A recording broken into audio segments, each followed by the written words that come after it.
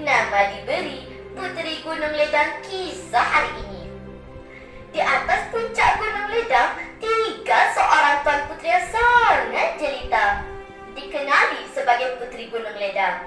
Baginda ditemani para dalang yang menjadi teman dan pembantu setianya.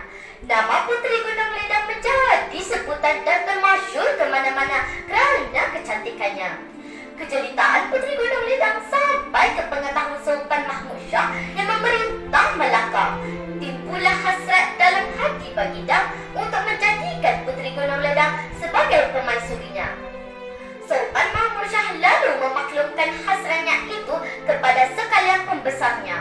Lantaran niat itu, Datuk Bendahara memilih Tun Mamat sebagai ketua dalam rombongan peminangan itu. Tiba hari ditetapkan, berangkatlah rombongan utusan Sultan Mahmud menuju ke Gunung Ledang. Pelbagai kesukaran ditempuhi mereka di sepanjang pendakian itu.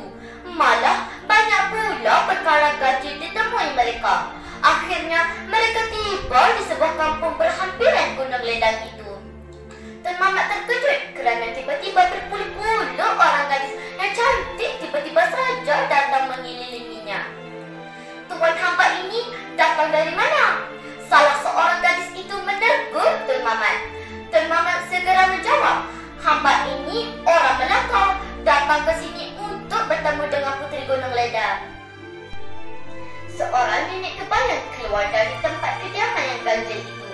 Dia lalu bertanyakan hajat Tun Mamat.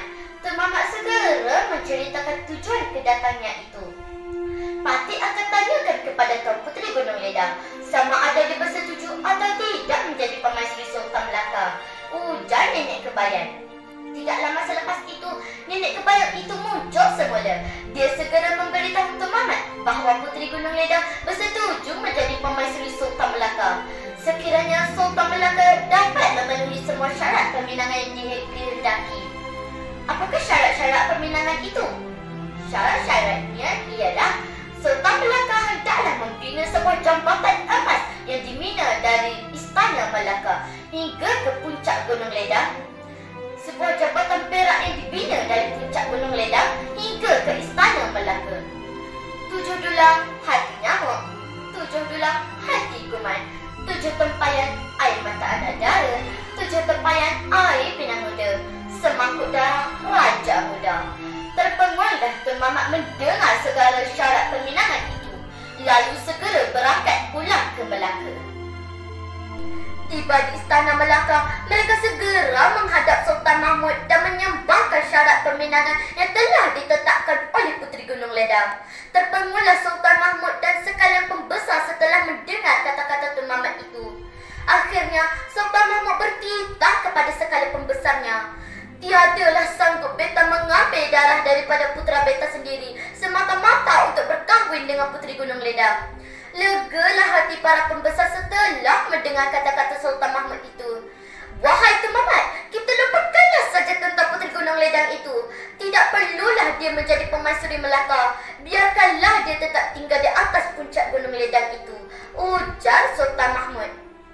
Kawan-kawan, pengajaran yang boleh diambil dari cerita ini ialah yang pertama, rakyat yang bersatu padu dan patuh kepada raja. Sebagai rakyat, kita hendaklah mematuhi perintah pemimpin dan melaksanakan tugas yang diamanahkan. Kedua, kebijaksanaan seorang pemimpin hendaklah bijak semasa pemimpin dan berfikiran logik semasa membuat keputusan. Ketiga, jangan kita berhajat terlalu tinggi sehingga mengabaikan tanggungjawab yang sebenar. Sekian, terima kasih.